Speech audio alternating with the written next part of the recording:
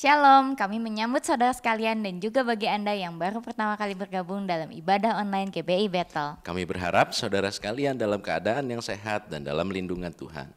Bagi yang baru pertama kali bergabung dan juga bagi Anda yang rindu untuk didoakan dan dilayani, dapat mengirimkan komen pada kolom chat. Sebelum kita mengikuti ibadah ini, mari kita berdoa. Tuhan Yesus, terima kasih untuk kesempatan kami boleh beribadah pada hari ini Tuhan.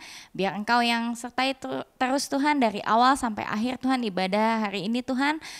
Terima kasih atas penyertaan-Mu sepanjang minggu ini Bapa. Sebentar kami akan memulai ibadah, Engkau yang sertai Bapa. Dalam nama Tuhan Yesus kami berdoa dan mengucap syukur. Haleluya. Amin. Selamat beribadah. Tuhan Yesus memberkati.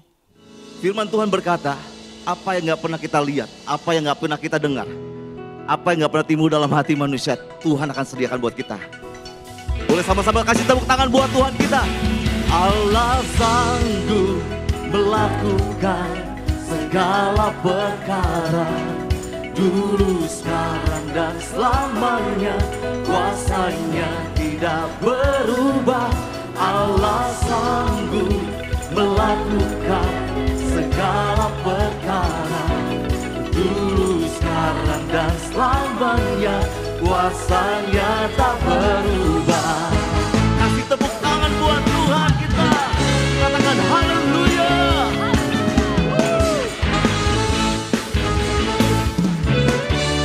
Mari sama-sama katakan, apa yang tak pernah dilihat mata,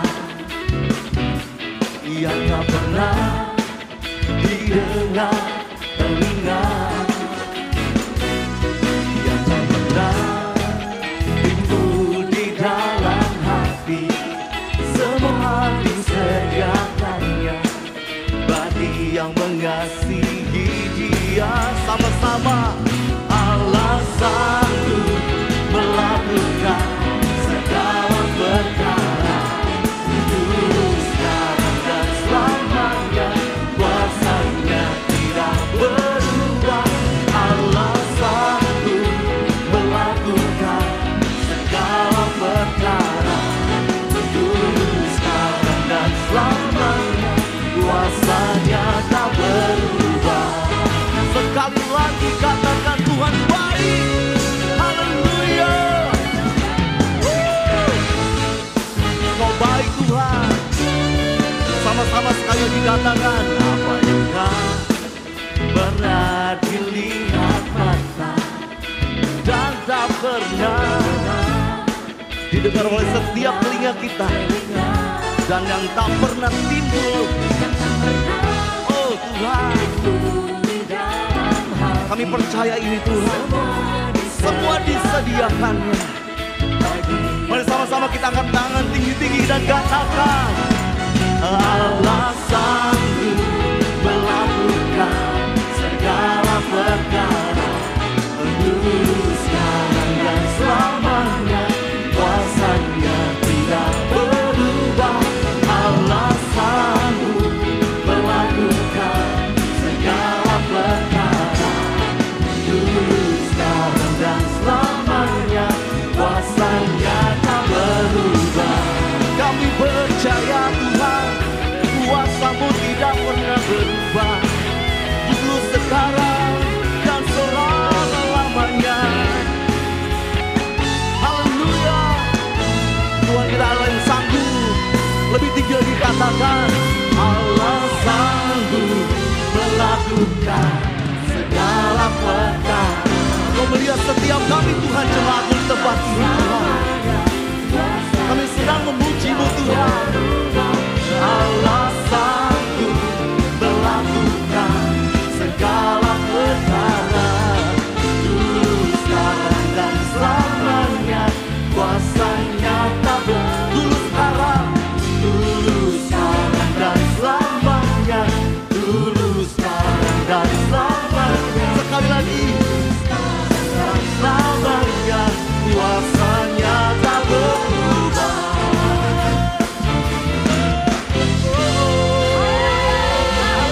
Beri kemuliaan buat Tuhan kita. Mari umat pemenang, kita mau sama-sama nyatakan, Kau kekuatanku, penopang hidup.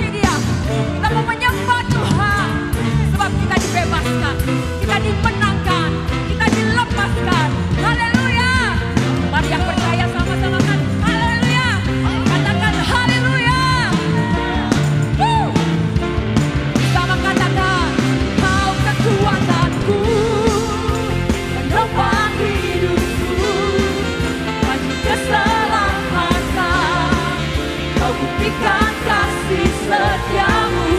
Kau benteng hidupku, tak akan ku takut, sebab ku tahu kau besertaku. Yesus, jaminan lebih lagi nyatakan, kau kekuatanku. Mari bertepuk tangan buat Tuhan. Topang hidupku, panji keselamatan. Ya, Kau buktikan kasih amin. setiamu. Benteng hidupku, haleluya.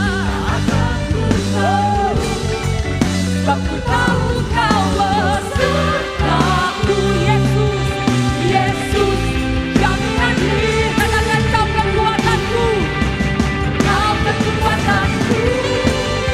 Penopang hidupku, panji keselamatan. Kau buktikan kasih setiamu. Benteng hidupku, amin Tuhan. Terima kasih Yesus.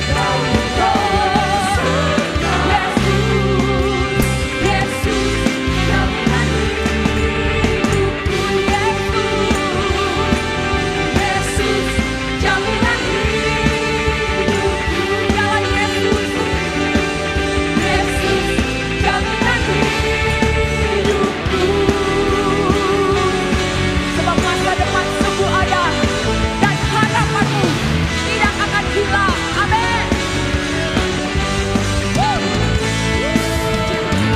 Berikan kemuliaan buat Tuhan kita yang ajaib. Semua diberkati Tuhan. Amin. Semua diberkati Tuhan. Amin. Puji Tuhan. Puji Tuhan. kuasa-Mu dahsyat buat kami Tuhan. Kami menikmati Engkau Tuhan di tempat ini. Hadirat-Mu begitu kuat Tuhan. Terima kasih Tuhan. Engkaulah sumber kekuatan kami. Kuasa-Mu dinyatakan di tempat ini. Haleluya. Kuasa-Mu nyata di dalam kelemahanku. Kekuatan-Mu menopang seluruh hidupku. Dari mana datang pertolonganku? Hanya Yesus pertolonganku. Sama-sama katakan, Engkaulah sumber kekuatan hatiku, tempat persembunyianku. Engkau menolong di saat susah, tempat perlindunganku. Engkau menara dan perisai di hidupku. Segala kemuliaan hanya bagi Tuhan. Engkau yang layak ditinggikan, Engkau yang layak diagungkan Tuhan. Kuasa-Mu nyata di dalam kelemahanku.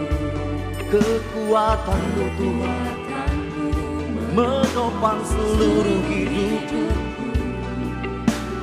Dari mana datang pertolongan? Dengan iman sama-sama kita katakan, hanya Yesus pertolong. Mari sama-sama kita bangkit berdiri dan katakan, Engkaulah sumber kekuatan hatiku,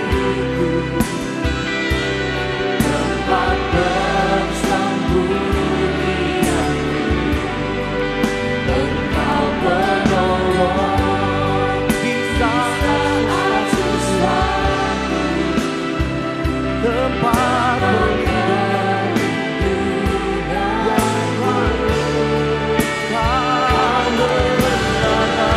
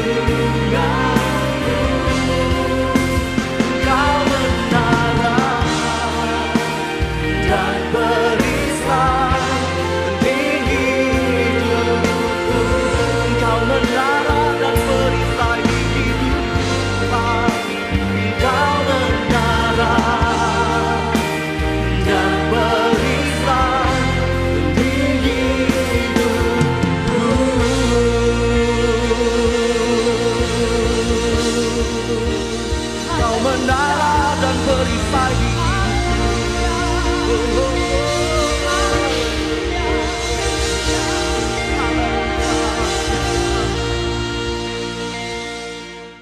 Haleluya, haleluya. Sebelum kita mendengarkan firman, mari kita tundukkan kepala kita dan mari kita berdoa. Bapa kami di surga, kami bersyukur selalu penyertaan-Mu nyata dalam kehidupan kami. Dan Tuhan, kami sebentar mau mendengarkan firman-Mu, urapi hamba-Mu yang menyampaikan firman, dan yang kami mau hanya isi hati-Mu saja Tuhan.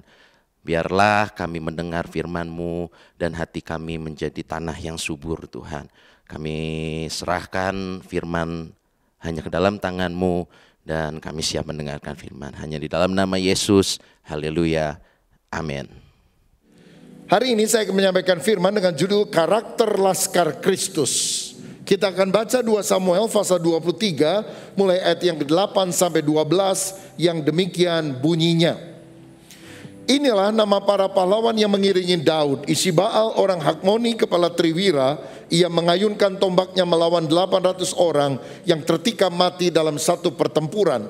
Dan sesudah dia Eleazar anak Dodo, anak orang Ahohi, ia termasuk ketiga pahlawan itu.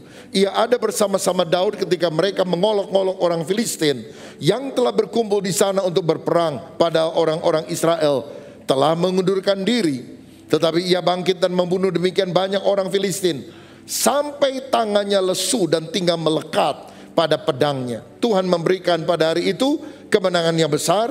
Rakyat datang kembali mengikuti dia hanya untuk merampas.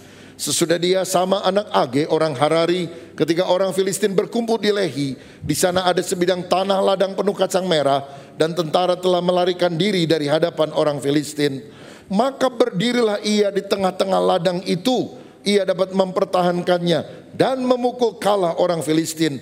Demikianlah diberikan Tuhan kemenangan yang besar. Amin. Saudara, kita sedang hidup dalam dunia yang diwarnai dengan berbagai macam tantangan. Pandemi COVID-19 masih belum tuntas usai di seluruh negara termasuk Indonesia. Kita bersyukur bukan hanya masalah kesehatan tetapi krisis ekonomi juga menghantam dunia. Salah satunya akibat dampak dari peperangan Rusia dan juga Ukraina. Beberapa negara mulai mengalami kelangkaan pangan. Inflasi terjadi di Sri Lanka dan banyak negara-negara yang lain. Saya mau katakan bahwa COVID bukan satu-satunya tantangan yang kita hadapi. Ada berbagai tantangan yang ada di depan kita. Dan untuk itu kita harus memiliki hati yang tabah, semangat yang teguh untuk mengatasi semuanya. Karenanya sangat dibutuhkan seorang yang punya kepribadian yang teguh, punya karakter yang kuat untuk menghadapinya. Nah, hari ini saya ingin ajak saudara belajar dari 3 orang pahlawan Daud. Daud punya banyak anak buah, punya banyak tentara hebat-hebat, tapi tidak ada yang menyamai 3 triwira ini, 3 panglima ini. Karena dari 3 ini kita belajar tentang karakter yang luar biasa yang kita juga harus miliki. Yang pertama, ayat 8 menyebut Ishibaal. Ishibaal adalah orang yang mengajarkan keuletan kepada kita. Dia adalah orang yang pantang menyerah. Filsafat hidupnya maju tak gentar, karena gentar tak maju. Dia harus menghadapi 800 orang musuh. Tetapi yang 800 itu kalah karena 1 orang ini. Luar biasa. Ada tafsiran yang berkata Ishibaal menghadang orang-orang Filistin ketika mereka keluar dari 2 celah gunung yang sempit, sehingga mereka tidak bisa beramai-ramai ratusan atau puluhan masuk, tapi harus satu-satu. Dan dia berdiri di depan celah itu dan dia menombaki mereka, membunuh mereka. Dan Tuhan memberikan kemenangan yang luar biasa. Bayangkan 800 itu silih berganti. Musuh pertama mati, kedua muncul, ketiga mati, keempat muncul, kelima, keenam, ketujuh, kedelapan, kesembilan, 10. Coba kita hitung sampai 800, capeknya luar biasa. Dia bukan cuma ngitung, dia membunuh musuh-musuhnya. Ini Rambo aja kalah saudara sama Ishibaal. Jet Li, Bruce Lee nggak bisa lawan. Cuma Ishibaal belum pernah difilmkan ini saudara. Ini kisah Alkitab itu hebat-hebat loh. Jadi dia adalah orang yang gigih mempertahankan wilayah Allah. Dia ulet. Nah itulah sifat yang dibutuhkan untuk menghadapi tantangan dalam kehidupan ini.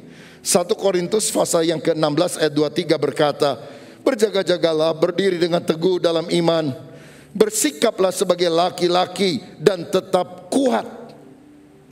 Ada ungkapan yang berkata, tough time never lasts but tough people do. Masa yang sulit tidak akan bertahan, yang akan bertahan hanyalah orang-orang yang ulet.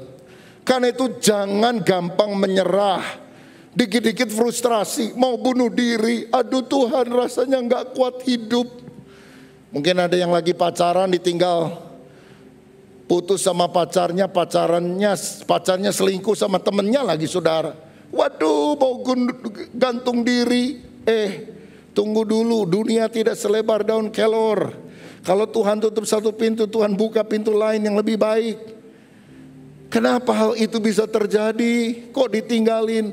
Karena engkau berharga di mata Tuhan. Sehingga Tuhan meluputkan engkau dari pria yang tidak bertanggung jawab itu. Hari ini engkau menangis, besok engkau akan tersenyum. Karena kau tahu rancangan Tuhan selalu indah dalam hidup kita. Tidak ada tempat untuk putus asa. Tidak ada tempat untuk menyerah. Maju terus di dalam Tuhan. Ada kemenangan yang Tuhan akan berikan. Karena keuletan adalah kunci keberhasilan. Percayalah saudaraku, di balik awan ada mentari yang berseri, sehabis hujan ada pelangi yang menanti. Badai boleh datang, tapi badai pasti akan berlalu. Saya mendengar kisah tentang Thomas Alva Edison yang 1000 kali melakukan percobaan dengan lampu pijar. Gagal. Tapi dia coba lagi. Dan akhirnya bisa menemukan bola lampu pijar. Dunia menjadi lebih indah karena keuletan dari Thomas Alva Edison. Dan kita mendapatkan keuntungannya. Dunia selalu membutuhkan orang yang gigih. Abraham Lincoln adalah orang yang banyak gagal dalam hidupnya. Tahun 1830 dia gagal dan bangkrut dalam bisnisnya. 1832 gagal dalam pemilihan wakil rakyat. 1834 gagal dalam usaha dagang. 1835 istrinya sakit ingatan bahkan meninggal dunia. 1835 juga dia gagal meraih kursi parlemen. 1843 dan 46 dia gagal meraih kursi kongres. 1849 gagal terpilih menjadi menteri pertahanan. 1856 gagal merebut kursi senat. Gagal juga sebagai calon wakil presiden. 1858 gagal lagi merebut kursi senat. Gagal. Tapi karena dia ulet, 1860 dia berhasil menjadi presiden Amerika Serikat yang ke-16. Abraham Lincoln menjadi salah satu presiden yang paling ternama, paling dihormati sampai hari ini karena keuletan yang dia miliki. Dan tahukah saudara, Abraham Lincoln pernah berkata, pemberian Allah yang terbaik bagi manusia adalah the Bible, Alkitab. Karena semua hal yang baik tentang juru selamat kita bisa ketahui dari buku ini. Ketika dia baca firman, itu ada kekuatan batiniah, kekuatan spiritual yang Tuhan berikan kepadanya. Karena itu kalau saudara jarang baca firman, dengar firman, masalah datang bertubi-tubi, engkau akan frustrasi. Tapi ketika ada firman, itu menguatkan engkau, menguatkan kepercayaan kepada Tuhan. Saya membaca dalam Alkitab, Paulus dipakai Tuhan menjadi seorang hamba Tuhan yang luar biasa, menyebarkan Injil, meluaskan kekristenan dalam jarak yang jauh dari tempat tinggalnya karena dia gigih. 2 Korintus 11 ayat 23, 24 sampai 28 berkata begini, apakah mereka pelayan Kristus? Aku berkata seperti orang gila. Aku lebih banyak berjerih lelah, lebih sering dalam penjara, didera di luar batas, kerap kali dalam bahaya maut, 5 kali disesah orang Yahudi, setiap kali 40 kurang 1 pukulan. 3 kali aku didera, 1 kali dilempari batu, 3 kali mengalami karam kapal, sehari semalam aku terkatung-katung di tengah laut. Dalam perjalananku aku sering diancam bahaya banjir dan bahaya penyamun, bahaya dari pihak orang-orang Yahudi dan dari pihak orang-orang bukan Yahudi, bahaya di kota, bahaya di padang gurun, bahaya di tengah laut, dan bahaya dari pihak saudara-saudara palsu. Aku banyak berjerih lelah dan bekerja berat. Kerap kali aku tidak tidur, aku lapar, dahaga, puasa, kedinginan, tanpa pakaian. Dan dengan tidak menyebut hal lain lagi urusanku sehari-hari, yaitu untuk memelihara semua jemaat-jemaat. Rasanya nggak ada orang yang mengalami kesulitan lebih besar daripada Paulus. Kadang-kadang terpaksa puasa, nggak makan, kelaparan, kedinginan, diancam dimanapun. Tapi apa yang membuat dia dipakai Tuhan luar biasa? Sikap hati yang tabah. Maju tak gentar, karena gentar tidak maju. Saya mau bilang kepada saudara, Yesus datang bukan untuk membuat kita memiliki hidup yang mudah, nyaman, enak. Tapi Yesus datang untuk membuat kita menjadi orang yang kuat. Stand strong, berdirilah teguh di dalam kekuatan kuasanya. Kenakanlah seluruh perlengkapan senjata Allah supaya kamu dapat bertahan melawan tipu muslihat iblis. Ada ungkapan yang berkata no cross, no crown, no pain, no gain. Tidak ada salib, tidak ada mahkota yang kita dapatkan. Tidak ada kesakitan, penderitaan yang kita alami. Tidak ada keuntungan yang kita dapatkan. Tetapi bersama dengan Tuhan kita yakin ada kekuatan yang besar. Filipi 4 ayat 13, segala perkara dapat aku tanggung di dalam Dia yang memberikan kekuatan kepadaku. Aduh Tuhan, mana tahan pencobaan yang kamu alami biasa. Kamu bisa menanggungnya. Kamu akan mendapatkan jalan keluar. Yang penting kita yakin Tuhan tidak pernah tinggalkan, tapi Tuhan selalu sertai. Karena Dia memang berjanji, aku menyertai kamu senantiasa sampai kesudahan alam. Tuhan berjanji karena Dia adalah Immanuel, Allah yang selalu menyertai kita. Yosua 1 ayat 9, bukankah telah kuperintahkan kepadamu, kuatkan dan teguhkan hatimu, jangan kecut dan tawar hati, sebab Tuhan Allahmu menyertai engkau kemanapun engkau pergi. Penyertaan Tuhan tidak berarti ketiadaan masalah. Kalau saudara menjadi anak Tuhan, bukan berarti masalahmu selesai, tapi engkau teguh mengatasi masalah itu. Dan itu yang membedakan dari orang yang tidak mengenal Tuhan. Orang yang gak punya Yesus menghadapi masalah. Orang yang punya Yesus juga menghadapi masalah. Kalau gitu ada bedanya apa? Bedanya ini. Orang yang tidak percaya Yesus menghadapi masalah dengan kekuatannya sendiri. Tapi kita yang percaya Yesus menghadapi masalah bersama dengan Tuhan. Dan bersama Tuhan kita lakukan perbuatan gagah perkasa. Dia sendiri akan menginjak para lawan kita. 1000 tangan bisa menarik kita ke bawah. Cukup satu tangan Yesus yang mengangkat kita ke atas. Dan tangan itu akan membawa kemenangan bagi saudara yang juga ada pada hari ini. Karena Tuhan adalah kekuatan kita. Karakter seperti apa yang dibutuhkan untuk kita bertahan bahkan berkemenangan di tengah kesulitan seperti sekarang ini? Pahlawan Daud kedua itu namanya Eleazar menurut ayat 9 dan 10 tadi. Eleazar itu mengajarkan kita kedisiplinan. Karena waktu Eleazar berperang, dia menghadapi 2 musuh. Musuh dari luar, orang Filistin yang menyerang dia. Tapi yang kedua yang lebih bahaya adalah musuh dari dalam. Karena Alkitab berkata bahwa musuhnya adalah kelelahannya. Dia sangat capek. Sehingga waktu dia menyelesaikan peperangan, dia gak punya energi sedikit pun untuk melepaskan tangannya dari pedang yang dia bawa. Untuk melepaskan tangan dari pedang aja udah gak ada tenaga. Tapi sebelum musuh yang terakhir dia kalahkan, dia disiplin diri, gak boleh menyerah. Kamu harus kuasai diri, kamu harus bisa. Saudara-saudara, di sini kita perlu melihat bahwa musuh yang terbesar seringkali bukan tantangan dari luar, tetapi rasa lelah, rasa capek, burn out, hands up dari dalam. Dibutuhkan disiplin diri. 1 Korintus 9 ayat 25 berkata demikian. Tiap-tiap orang yang turut mengambil bagian dalam pertandingan menguasai dirinya dalam segala hal. Mereka berbuat demikian untuk memperoleh suatu mahkota yang fana, tetapi kita untuk memperoleh suatu mahkota yang abadi. Orang kalau mau jadi atlet, mau jadi juara, mesti berdisiplin. Lari pagi, mesti push up. Tapi itu yang akan membuat dia akhirnya menjadi juara dunia.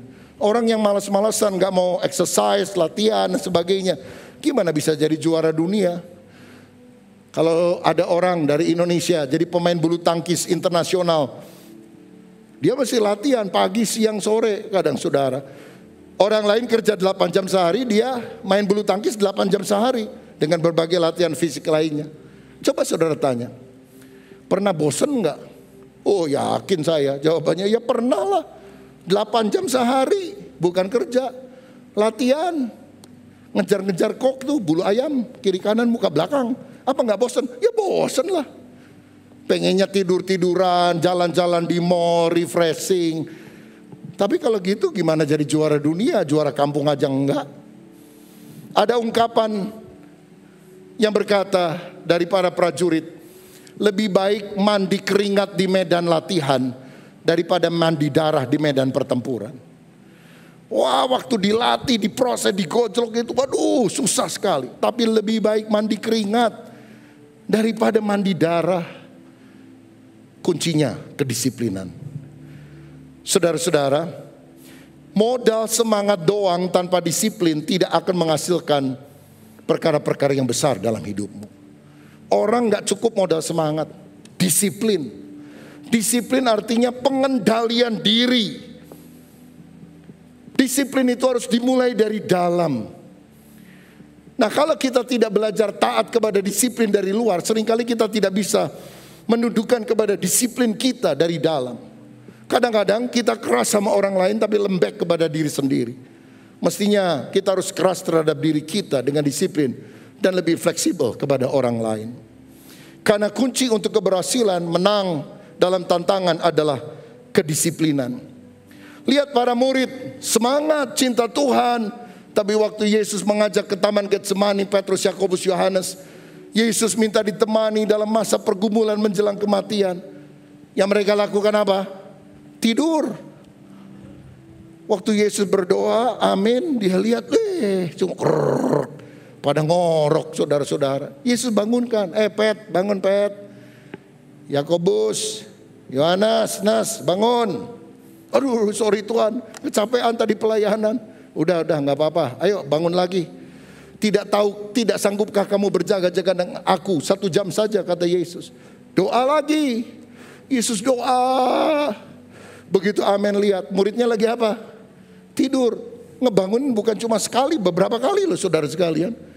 Kenapa? Sampai Yesus bilang apa? Roh memang penurut, tapi daging lemah. Gimana kita menguasai keinginan daging, hawa nafsu? Disiplin.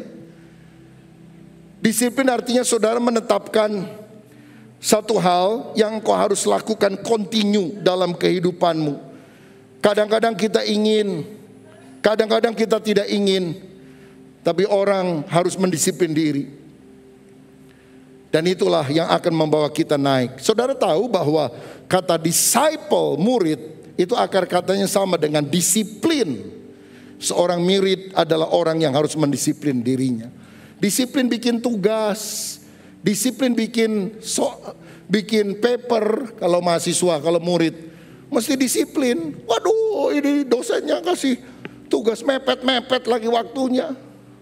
Berat lagi tugasnya. Waduh, banyak lagi halamannya. Ya taat. Karena itu yang akan menghasilkan engkau menjadi lulusan yang terbaik. Disiplin, disciples.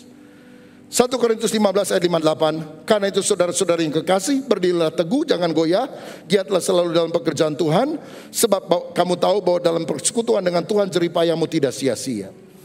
Mari kita giat bagi Tuhan, disiplin diri dalam perkara rohani. Jangan malas baca Alkitab. Kalau saudara baca 4 pasal tiap hari, Kejadian sampai Wahyu habis sebelum setahun. Kalau saudara baca 2 pasal, 2 tahun selesai. Orang Islam kalau selesai membaca Al-Quran disebut sudah khatam. Saya mau tanya, kapan saudara mengkhatamkan Alkitab? Sudah khatam belum? Kalau yang belum, kapan saudara mau khatam ini? Udah lama jadi orang Kristen gak pernah khatam-khatam. Saudara pikir hanya dengar khotbah pendeta pada hari Minggu imanmu akan kuat? No, engkau harus menambah dengan saat teduh pribadi. Engkau makan langsung dari firman Tuhan. Disiplin. Jangan malas doa, jangan malas baca Alkitab, jangan malas ibadah. Kita juga dorong supaya saudara disiplin, rajin mengikuti Bikom dimanapun berada. Iman kita akan dikuatkan. Disiplin, rajin di dalam pelayanan. Jangan lihat besar atau kecil. Lakukan saja dengan tulus. Ada sukacita yang kita akan dapatkan dari Tuhan. Malah kadang-kadang pelayanan kepada orang-orang kecil yang gak bisa balas, itu ada kepuasan sukacita tersendiri loh saudara. Bukan karena uangnya, kita harus menabur lebih banyak. Tapi ada sukacita. Saya habis Paskah kemarin, kan saya minggu khotbah Paskah, langsung ke Jakarta, terbang ke Jayapura, 5 jam perjalanan. Ganti pesawat kecil baling-baling, terbang 1 jam lagi ke Wamena di pegunungan tengah Papua. Karena orang-orang di sana bilang, Pak, jemaat kami ingin ketemu ketua sinode GBI-nya yang mana. Nama udah dengar, tapi orangnya nggak ada. Iya, tapi kan ini lagi COVID, ini lagi pandemi. Ya pokoknya nanti dekat Paskah saya datang lah. Jadi saya mengunjungi banyak gereja-gereja saudara. Kebanyakan yang saya kunjungi yang sedang dibangun. Dan saudara tahu di Wamena itu harga semen 1 sak bisa 550.000.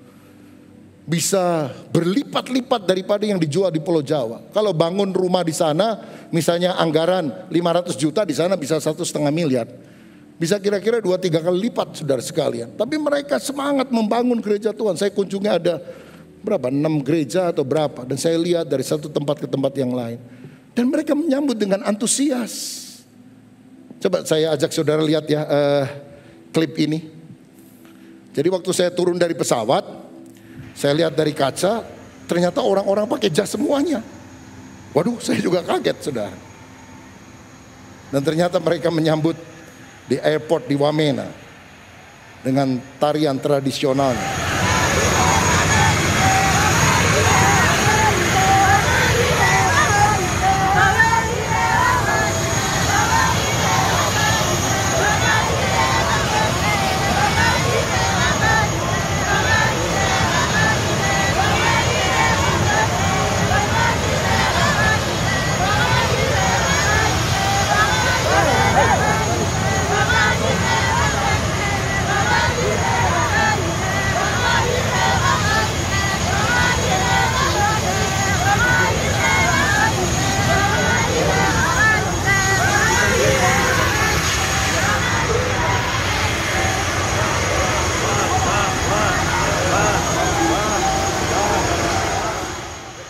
Ya, jadi mereka menyambut, kasih topi kehormatan dari bulu burung kasuari, saudara-saudara.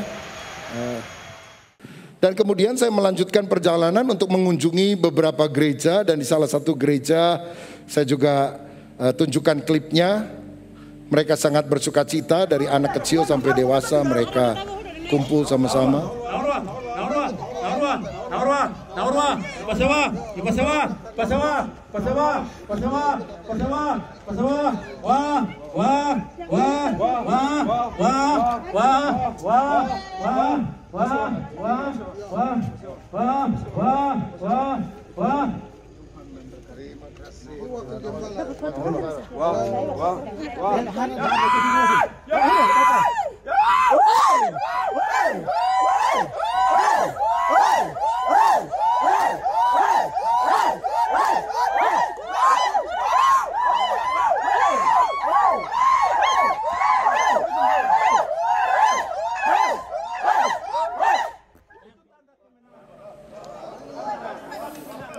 Saya terkesan ya, mereka nyambutnya tuh, wow, wow, wow.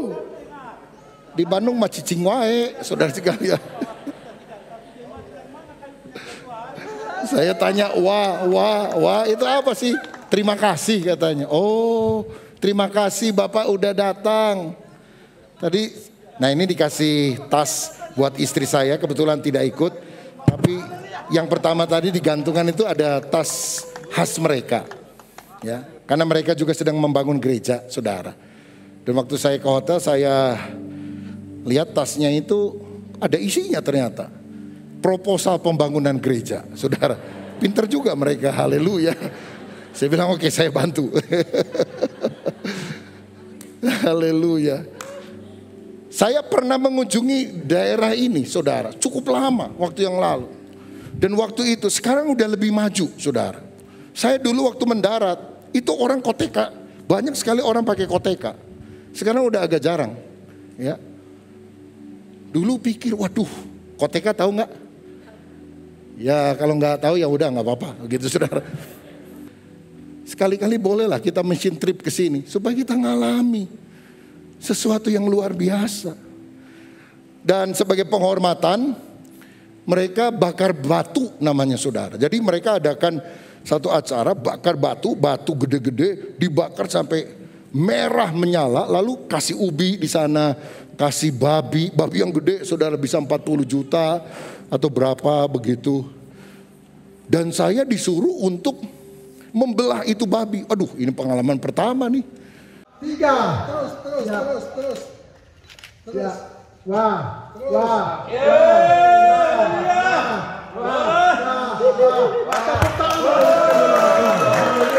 Ada yang mau? Saya bingung, aduh lemak semua gimana makannya. Saya pernah bilang sebelum saya berangkat karena saya dengar mereka mau potong babi. Nggak usah deh. Saya bilang, enggak Pak, Bapak kan Presiden GBI, kami harus sambut katanya. Waduh. Lalu dipotong-potong gede-gede begitu saudara. Saya pikir gimana nih ya. Saya bilang sorry ya, saya nggak bisa makan banyak, kolesterol saya bilang. Jadi saya makan dikit gitu saudara. Campur papeda, tahu papeda? Yang kayak lem itu saudara. Ya. Lalu dia bilang, tenang Pak, ada obat penawar untuk kolesterol. Oh apa? Sprite katanya. Oh ya udah, mana Sprite-nya? Begitu saudara. Saya nggak tahu apa benar atau enggak juga. Ini pengalaman yang luar biasa. Terus ada yang tanya nih habis lihat video ini, gimana Pak? Enak nggak? Kalau menurut saya sih babi kecap lebih enak, saudara-saudara ya. Epeng itu di mana itu Cibadak lebih enak gitu. Tapi ya ini penghargaan gitu. Kita harus menghormati mereka. Ini masih nggak apa-apa kalau di Dayak saudara ya, di Kalimantan itu babinya yang sudah dibunuh begitu berhari-hari didiamkan sampai ada belatung-belatungnya. Nah itu yang paling proteinnya paling tinggi. Ayolah sekali waktu kita pergi ke sana ya. Nanti saya doa khotbah saudara yang makan-makan, silakan. Saya bilang saya puasa gitu. Saya mau bilang, hidup ini kalau kita persembahkan untuk Tuhan, disiplin juga termasuk dalam pelayanan. Gak lihat yang kecil, yang besar, yang hebat, yang luar biasa. Masuk kemanapun Tuhan perintahkan. Ada sukacita yang tidak bisa diberikan oleh dunia. Karena kita tahu ada sukacita kemenangan yang kita dapatkan di dalam Tuhan Yesus Kristus. Yang terakhir, yang ketiga saudara, tokoh yang menjadi teladan bagi kita adalah pertama Ishibaal, kedua Eleazar, ketiga Sama. Dan dari Sama kita belajar kesetiaan. Ayat 11 dan 12 tadi menunjukkan bahwa Raja Daud memberikan tugas sederhana bagi Sama, yaitu menjaga ladang penuh kacang merah. Dan waktu orang Filistin menyerbu, anak buah Sama kabur semuanya. Kenapa kabur? Pertama pasti karena takut, tapi yang kedua karena mungkin mereka berpikir pengorbanan saya tidak sebanding dengan apa yang saya pertahankan. Mungkin mereka bilang gini, Sama, kita kabur aja yuk. Sebab kalau misalnya kita disuruh jaga istana raja, lalu kita mati, nama kita besok masuk di koran Yerusalem Post. Sama anak Age orang Harari, pahlawan nasional, mati membela istana raja. Apalagi kalau kita disuruh jaga tabut perjanjian, lalu kita mati, maka nama kita juga masuk di koran. Sama martir, mati syahid membela tabut perjanjian. Tapi kita kan gak disuruh jaga tabut, gak disuruh jaga istana. Kita kan cuma disuruh jaga kebun yang ditanami kacang merah. Kalau kamu mati, gak akan ada tulisan di koran, Sama pahlawan kebun kacang. Tapi Sama bilang, aku tahu ini bukan punya prestis yang tinggi, tapi aku terima penuh penugasannya dari Daud, aku harus bertanggung jawab. Aku harus punya responsibility. Aku pertaruhkan nyawaku. Kamu lari, silahkan. Aku pertaruhkan. Karena Daud memberikan aku perintah. Aku harus matikan semua musuh. Supaya kebun kacang ini tidak diambil oleh orang Filistin. Namanya dicatat dalam Alkitab. Bukan prestasi hebat membunuh 800 orang seperti Ishibaal. Bukan membunuh begitu banyak orang sampai tangannya lengket pada pedang seperti Eleazar. Tapi karena kesetiaannya terhadap tugas yang dipercayakan. Matius 25 ayat 21, Yesus berkata, maka kata tuannya itu kepadanya, baik sekali perbuatanmu itu, hai hambaku yang baik dan setia. Engkau telah setia dalam perkara kecil, aku akan memberikan kepadamu tanggung jawab dalam perkara besar. Masuklah dan turutlah dalam kebahagiaan Tuanmu. Allah tidak melihat tingkatan pelayanan seperti mata manusia melihatnya. Mungkin ada orang bilang, oh yang khotbah nilai 100. Kalau mimpin pujian cuma 75. Main musik 50. Usher nilai cuma 25. Yang bersihin gereja 0 nilainya. Manusia menghitung begitu. Tuhan melihat hati kita. Coba lihat Nuh. Dia disuruh khotbah 100 tahun, 120 tahun. Supaya orang-orang bertobat. Setia memberitakan kabar pertobatan. Berapa orang yang bertobat? Cuma 8. Tapi dia setia. Walaupun hanya 8 orang. Itu juga keluarganya doang. Nabi Nuh dan istrinya. 3 orang anaknya. Siapa namanya? Sem, Ham, Yafet. 3 orang menantunya. Siapa namanya? Nyonya Sem, Nyonya Ham, Nyonya Yafet. Saudara-saudara. Yang lain gak mau bertobat. Cuma keluarganya. Binatang lebih bertobat. 7 pasang yang halal, 1 pasang yang haram masuk ke dalam bahtera. Tapi walaupun cuma 8 orang, setia loh saudara. Jemaat cuma 8 setia. Berapa tahun melayani? 120 tahun. Waduh, luar biasa. Yang Tuhan lihat bukan hanya kehebatan. Yang Tuhan lihat apakah kita setia dan dapat dipercaya. Kalau menurut saudara pengkhotbah terhebat yang sekali khotbah ribuan orang bertobat siapa? Sekali khotbah ribuan orang bertobat. Siapa namanya? Petrus. Berapa banyak orang khotbah? Dengar khotbahnya? 3.000. Hebat kan? Sekali khotbah 3.000 orang bertobat. Pendeta modern 3.000 kali khotbah 1 orang bertobat. Beda saudara-saudara. Tapi ada satu hamba Tuhan lain lebih hebat dari Petrus. Dia khotbah sekali 1 kota bertobat. Dan menurut Alkitab jumlah penduduk di kota itu 120.000 orang. Siapa nama pendeta ini? Yunus. Dia khotbah di mana? Kota Niniwe, Asyur yang akan dibinasakan Tuhan. Sampai semuanya bertobat, berkabung, puasa. Raja bilang semua puasa. Bukan cuma manusia, binatang juga puasa. Bayangkan saudara semua puasa. Gajah, monyet, lembu, sapi, kecoa, puasa semua. Saya rasa kalau ada kerbau dibawain gandum oleh tuannya, kerbau akan menolak. Dia geleng kepala, dia bilang emoh begitu. Tapi setelah dia khotbah 120.000 orang bertobat, apakah Yunus senang? Enggak, dia marah sama Tuhan. Nyesel saya khotbah.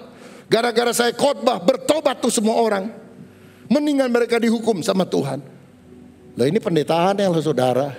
Kalau saya khotbah banyak orang bertobat ya senang. Ini pendeta orang bertobat dia malah marah sama Tuhan. Kenapa? Karena Yunus tahu bangsa Asyur ini satu kali akan menghancurkan bangsa Israel. Dan rupanya ketika mereka akan dihancurkan dulu sama Tuhan senang. Tapi Tuhan bilang, aku yang menciptakan mereka, aku sayang sama mereka apalagi mereka bertobat. Di hadapan manusia siapa pengkhotbah paling hebat? Yunus. Sekali khotbah 120.000 orang bertobat. Di hadapan Tuhan belum tentu saudara. Belum tentu karena Tuhan melihat hati. Beda sama Yeremia. Kata Tuhan. Siap Tuhan. Khotbah ya sama orang Israel. Bangsa tegar tengkuk. Siap.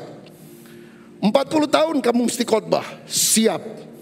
Tapi aku beritahu sekarang, Tidak ada orang yang bertobat karena mendengar khotbahmu.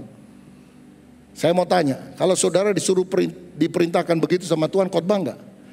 Khotbah enggak ada yang tobat, enggak khotbah enggak ada yang tobat. Ya sama aja, udah aja ngapain khotbah, ngapain semangat-semangat, enggak ada yang bertobat. Tapi Yeremia 40 tahun setia loh. Dia enggak lihat hasilnya, tapi dia setia. Karena itu yang Tuhan perintahkan kepada dia. Kenapa ya Tuhan kasih perintah itu? Saya rasa begini saudara, satu kali orang-orang sebelum dimasukkan di dalam hukuman akan diadili dulu oleh Tuhan dalam pengadilan tahta putih yang besar. Dan waktu Tuhan akan menghukum, dia tidak mau ada satu orang pun yang tunjuk tangan kepada dia. Dan dia bilang, Tuhan engkau tidak adil, engkau tidak pernah memperingatkan saya bahwa saya harus bertobat. Maka Tuhan akan munculkan orang seperti Nuh, seperti Yeremia, nabi-nabi yang lain. Dan berkata, aku sudah bicara kepada kamu lewat orang-orang ini. Nggak ada hasil, tapi ini hamba-hambaku yang setia. Dia melakukan tugas. Pelayananmu kelihatannya kecil di mata orang. Asal Tuhan yang memberikan perintah, engkau melakukan dengan setia. Engkau berharga di mata Tuhan, saudaraku. Manusia melihat apa yang di depan mata, tapi Tuhan melihat hati. 1 Samuel 16 ayat yang ke-7. Bukan yang dilihat manusia, yang dilihat Allah. Manusia melihat apa yang di depan mata, tapi Tuhan melihat hati. Karena itu kalau ada di antara saudara yang mendapatkan panggilan pelayanan yang kau anggap remeh, cuma tugas kebun kacang yang Tuhan percayakan kepadaku, saya mau katakan, setialah dengan kebun kacangmu. Jangan kau remehkan saudara-saudara. Sebab walaupun orang lain tidak menghargai, Tuhan melihat dan menghargai saudara. Jangan cari nama saudara. Orang gak kenal nama saudara gak apa-apa. Karena hanya satu yang penting yang mengenal nama saudara. Bapa Sorgawi. Melihat apa yang kau lakukan. Mengenal namamu. Dan memberikan upah, memberikan pahala, memberikan anugerah keselamatan bagi orang yang percaya kepada Yesus. Jangan pelayanan kita untuk dilihat manusia. Tapi biar semuanya untuk menyukakan hati Tuhan. Setia dalam perkara kecil, Tuhan memberi tanggung jawab dalam perkara yang besar. Tuhan Yesus memberkati. Amin. Tunjukkan kasih setiamu, kau menyediakan yang ku perlu. Kau setia, kau sekarang dan selamanya. Kau tunjukkan kasih setiamu, kau menyediakan yang ku perlu. Kau setia, kau mulia, Bapa kau setia.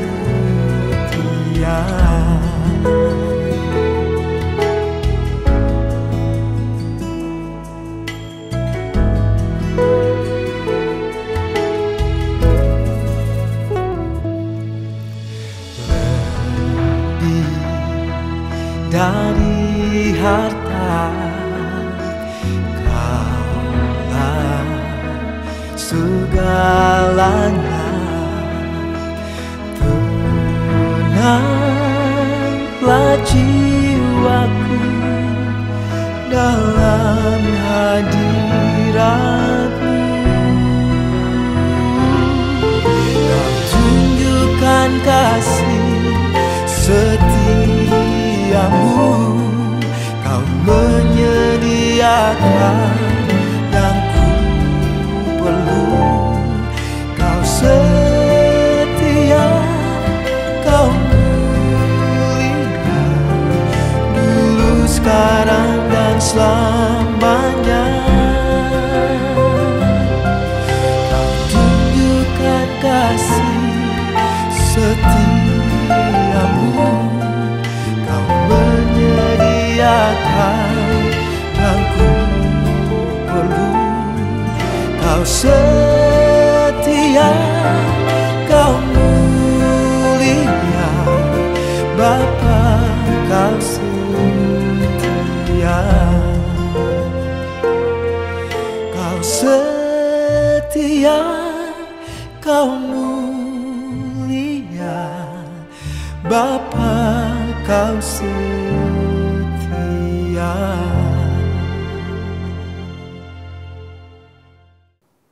Bapak, Ibu, dan Saudara, mari kita akhiri ibadah kita dengan berdoa bersama-sama.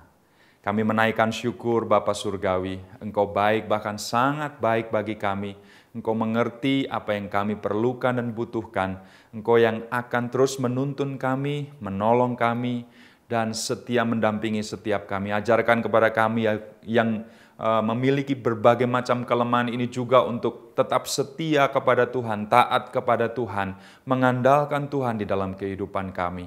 Dan biarlah Tuhan, pada akhir ibadah kami ini, kami diberkati oleh Tuhan. Kami menengadahkan tangan kami, dan turunlah atas kami sekalian sekarang berkat dari Allah Bapa Surgawi, kasih sayang dan karunia dari Tuhan kami Yesus Kristus, persekutuan dan pengurapan yang baru dari Roh Kudus, berkat Allah Tritunggal yang kami terima dalam nama Tuhan Yesus Kristus. Semua kita yang percaya dan diberkati Tuhan, mari katakan, amin. Sampai berjumpa pada kesempatan yang akan datang. Tuhan memberkati Anda sekalian.